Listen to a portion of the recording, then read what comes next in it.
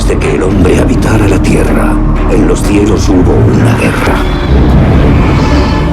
Los vencedores se declararon dioses, mientras que a los vencidos se les dio el nombre de titanes. Y quedaron presos en las entrañas del monte Tártaro para toda la eternidad.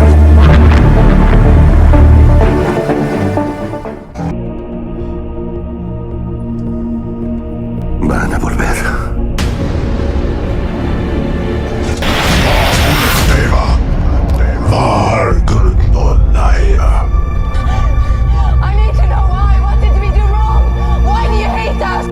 Y aquí, hijos del sol, viene la revelación. Uno de los textos más antiguos del planeta está en la India, los textos védicos. Uno concretamente, con más de 16.000 años, escrito por una mano humana. Este texto, llamado Grita Brahma Dabrasta, detalla la conversación de un dios, un hijo de las estrellas, con un sabio. El sabio le preguntó a este ser, el cual era muy difícil de encontrar. Era muy antiguo y estaba situado en unas montañas perdidas. El sabio le preguntó cómo erradicar el odio en el mundo. Y el ser contestó: ¿odio? Nosotros os dimos esa emoción. Os dimos todas las emociones que esperábamos para vuestra evolución. Nos ocupamos de vosotros, os dimos el fuego, construimos estructuras y os dimos un Edén. Nos adorasteis como dioses. Os adoramos a vosotros como nuestra más grande creación. Y durante las 7 etapas hemos mirado cómo os destruíais unos a los otros. Iniciabais guerras. Nosotros deseábamos regresar, pero os dejamos crear vuestro propio destino. No nos dimos cuenta de que sois criaturas violentas y barbáricas cuando aumentáis en población. Hemos intervenido muchas veces. Muchos de los nuestros han perecido aquí. Otros han hecho el bien y otros han hecho el mal. Aún así, nosotros hemos intentado salvaros de nuevo. En cada etapa nos llevamos a un niño, hijos del sol, criado por nosotros, yo os saludo, educado sobre el significado de la creación y la vida. Y vosotros, cada vez que ese niño ha vuelto, ha sido castigado por vuestros reyes. Nosotros fuimos quien os dio el fruto de la vida. Debido a nuestra inmortalidad, nosotros hemos perdido ese regalo. En este texto encontramos lo que estábamos buscando.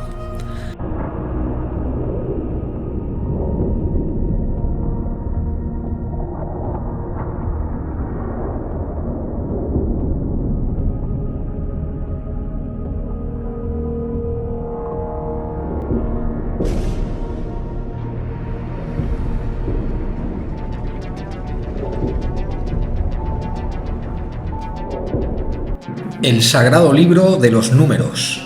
Yahvé le dijo a Lot: no contrates ni hagas alianzas con los habitantes del Moab. Son demasiado bravos, poco obedientes. Por sus brazos y piernas corre la sangre de los rafaítias. También en estos textos se menciona a Og, rey de Basán. Los textos israelitas hablan de la ciudad de Hebrón y su último rey, Rafaítias. Se dice así: mirar desde el camino de conquista, desde las tierras de Abraham, desde Caldea hasta Egipto, y desde Egipto a la tierra prometida. En este periodo tan longevo, ocurrió una de las batallas más constantes e increíbles de nuestra historia.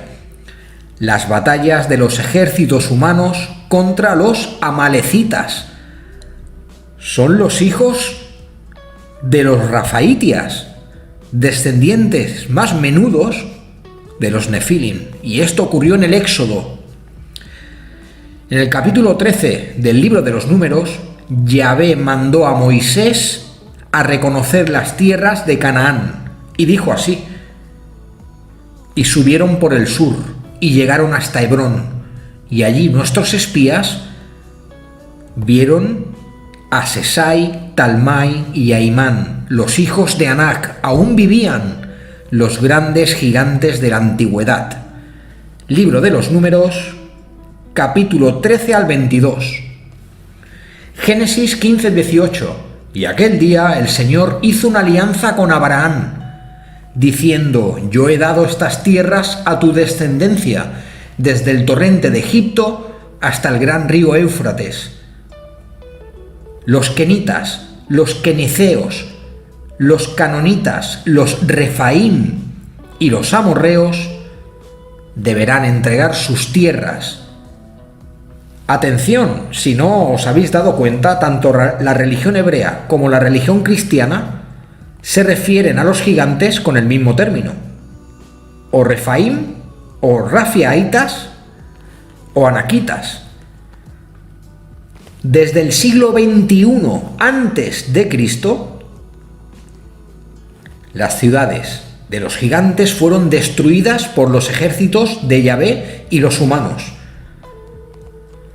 Desde ese mismo día, cuando las ciudades de los gigantes fueron destruidas, perdieron su nombre en la historia y dejaron de llamarse rafaitias para llamarse emineos y amalecitas, para esconderse. El nombre rafaitias estaba prohibido y denunciado, y eran perseguidos. Ya era una raza más pequeña. Todo esto sucedió durante años. Por lo tanto, los emineos y los amalecitas son descendientes de los rafaitias, descendientes de los nefilim. Deuteronomio, capítulo 13, 29. Durante el discurso del Moab, se cuenta que las tierras que pisamos pertenecían a los emineos. Los emineos era denominado como el pueblo de la gente grande, que dominaban la forja. Libro de los Números 14-21. Amalek. Este término luego se transformó en amalecitas, o sea, gigantes. Los amalecitas habitaban la tierra del sur, hasta el Eteo. Del Eteo hacia adelante, hacia el oeste, dominaban los jebuseos y los amorreos, que estos eran humanos. En cambio, los cananeos llevaban en su sangre de gigante, al igual que los filisteos, como Goliat y como todos los héroes de esa época. Llegaron incluso a dominar la ribera de Transjordania y Fenicia en los siguientes siglos venideros. En los siguientes siglos fueron llamados filisteos, habitantes de la región costeras del Líbano y Siria, como el rey Saúl, que medía casi 3 metros, ya eran más menudos como estamos viendo. Goliat y sus hermanos, 5 tenía, todos mercenarios trabajando para ejércitos. Por lo tanto, los filisteos eran híbridos, muchos de ellos tenían sangre nefilim por sus venas. Y sí, como ya hemos dicho, Sansón era un rafaitia. Sansón era un rafaitias. Siempre se ha dicho que era hebreo, pero no lo era. Nació en el Líbano, zona filistea. Su nombre, Sansón, denota culto al sol, no a Yahvé. Atención, en el libro de los Jueces se cuenta que Sansón mató a 1000 hombres con una quijada de caballo o de burro. Sansón rechazó una princesa hebrea y eso le costó ser repudiado por el bando contrario. Muy mal visto en esa época, ya que el culto a Yahvé estaba creciendo y Sansón rendía culto al sol. Sansón se casó con una giganta que estaba enferma y el Señor la curó y la llamó Rafaela, la que fue curada. Se casó con esta filistea, que si hemos entendido el vídeo, los filisteos tienen sangre rafaítias. Otro bombazo más para nosotros, chicos. Es tan interesante escudriñar los textos antiguos para que nos demos cuenta que está todo muy bien explicado, solo que no quieren que sepamos esto.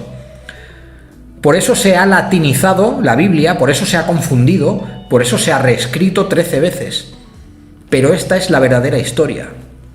Gracias a las pruebas líticas en piedra, a los códices mayas como el trocortesiano y a la fonética, la estructuración de la palabra y las migraciones de los pueblos, podemos tener esta línea cronológica de tiempo. Hay algo que tenemos que saber.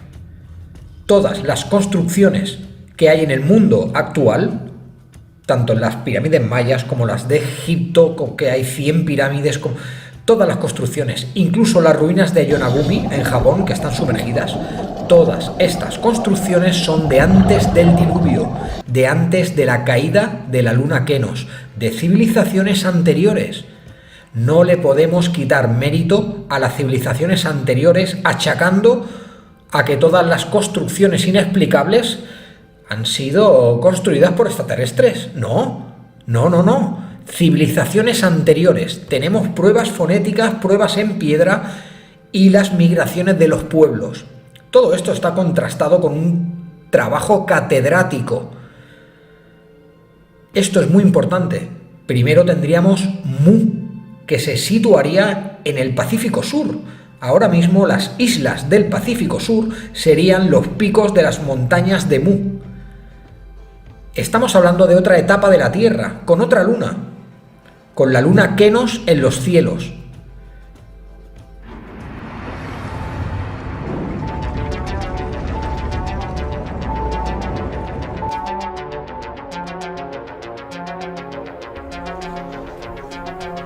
Luego vendría la Atlántida, claro que sí, la palabra Atlántida es una palabra preamericana. En ningún lugar del mundo se encuentra el vocablo alt.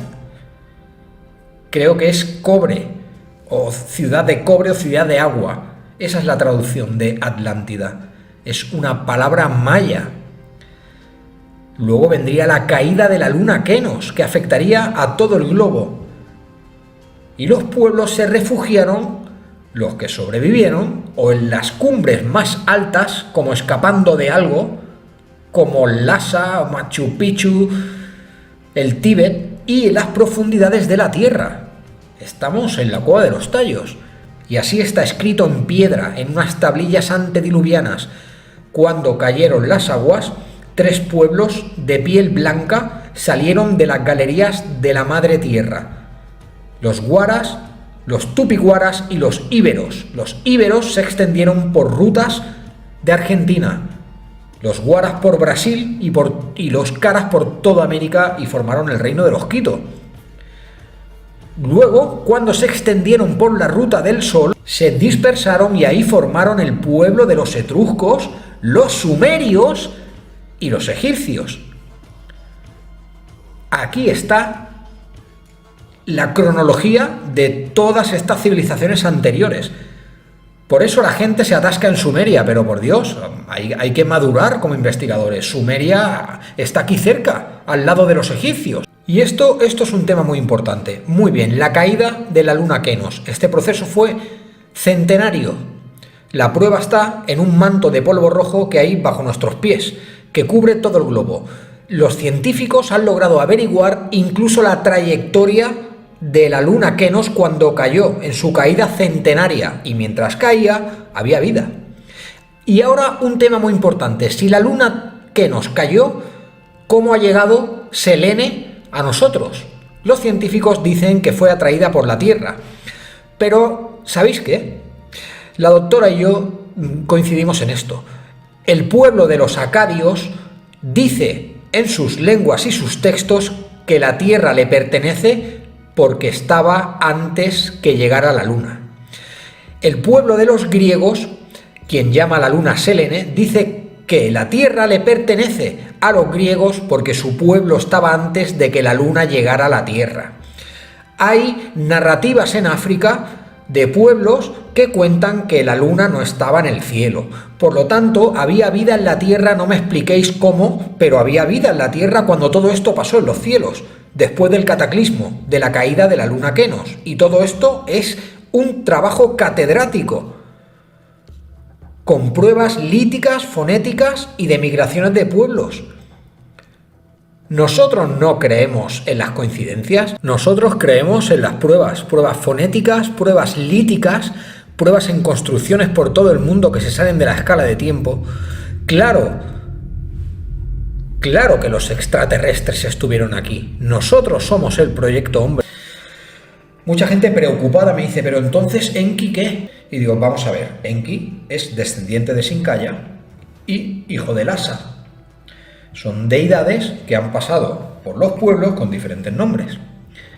¿De acuerdo? No os tenéis que atascar ahí en Sumeria, que hay más. Os tengo que decir algo. Os voy a dar 30 segundos para que busquéis por casa una bolsa de plástico, porque os va a explotar la cabeza. Esto está extraído de textos antiguos, de las tablillas líticas y andinas y de los trabajos que vamos a recomendar aquí, y os voy a poner los libros luego para que los busquéis. No le podemos quitar mérito a las civilizaciones anteriores achacando cualquier construcción que haya en el mundo a que han sido los marcianos. No. Civilizaciones anteriores. Claro que estuvieron aquí. Hombre, estos han estado siempre. O sea, el tiempo pasa para nosotros, para ellos no. Ellos están siempre ahí. Van mirando cómo pasan las civilizaciones y las culturas. Ya está. Nosotros somos el proyecto hombre. Muy bien, entramos directos como un crochet. La Tierra se han sucedido diversas etapas. La luna actual es Selene, la luna terciaria.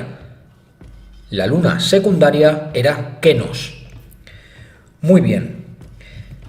La primera fuente existente que menciona a Hiperbórea, en detalle, lo encontramos en las historias de Heródoto, en el libro número 4, capítulo 32 al 36.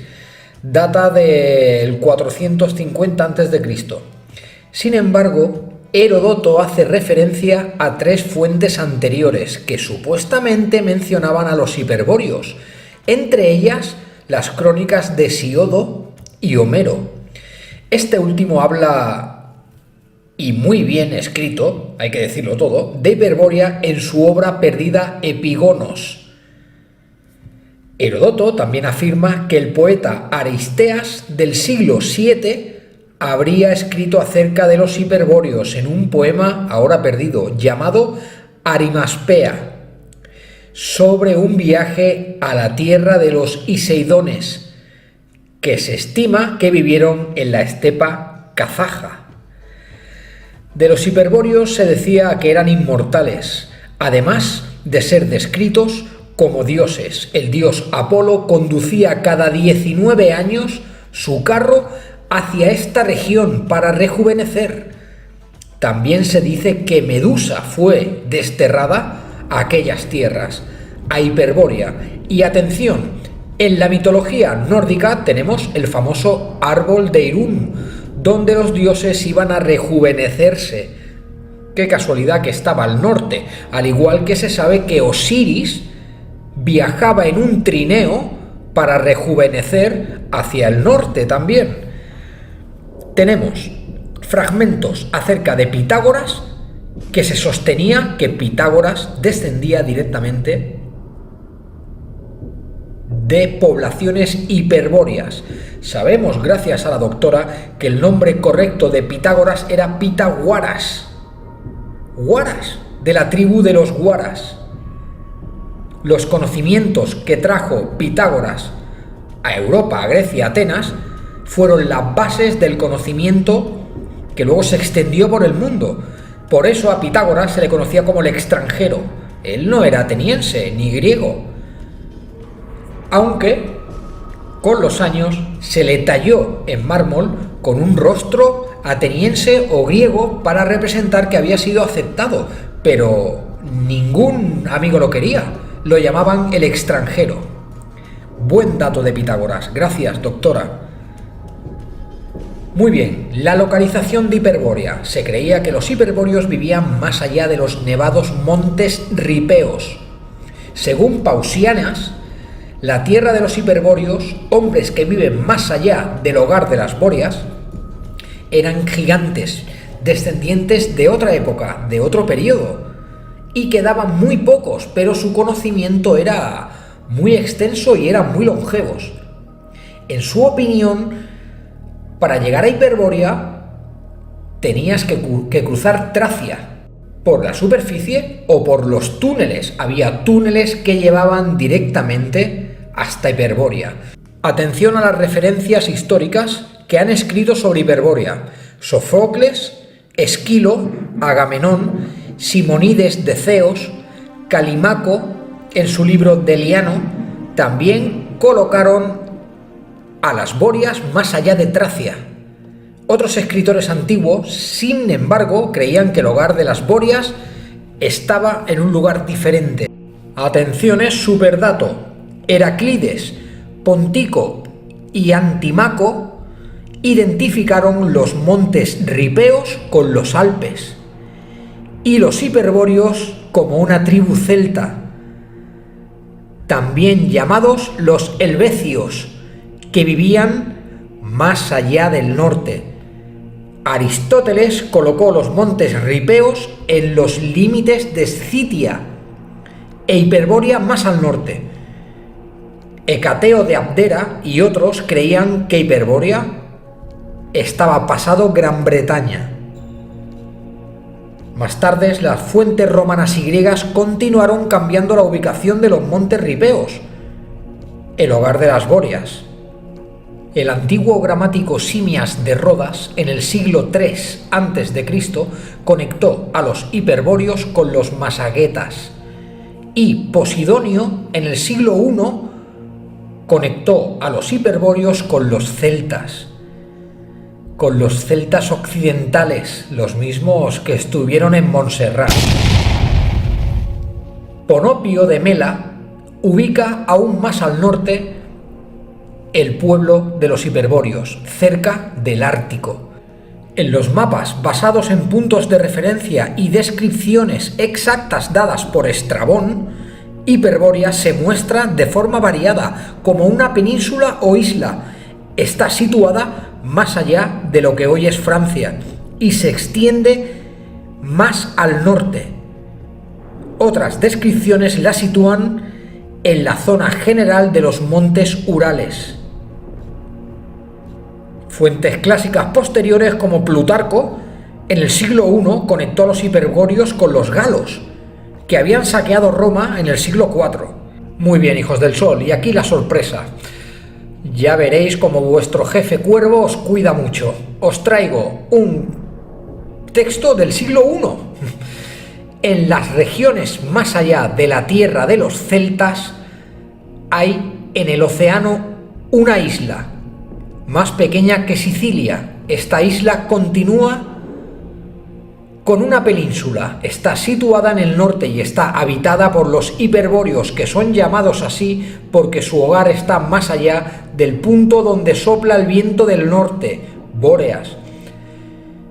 Esa isla, ese terreno, ese continente es fértil y productivo en todos los sentidos y tiene un clima inusualmente templado. Hecateo de Abdera también escribió que los hiperbóreos tenían en su isla un magnífico recinto sagrado dedicado a Apolo y un importante templo adornado con muchas ofrendas. ¿Sabéis qué tipos de ofrendas eran? Piedras, gigantes, dólmenes en forma de círculo y semicírculo. Los templos hiperbóreos son templos esféricos de piedra, como Stonehenge.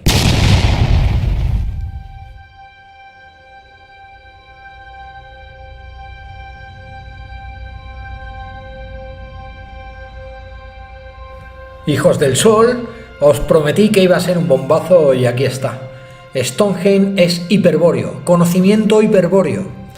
Ahora entendemos muchas cosas de cuando estuvieron los celtas aquí, en Montserrat. Por eso está el tejo en Montserrat, un árbol sagrado para los celtas, un árbol de una raza indoeuropea. De lo profundo de Europa, esos árboles fueron traídos hasta aquí. Y no encontramos nada más porque está todo bajo el agua. Tenemos que recordar que los mares cambiaron, los mares se movieron. Muchas estructuras, muchas cosas están bajo el agua, chicos. Solo hay un 10% de tierra en el planeta Tierra. Chicos, lo hemos vuelto a hacer.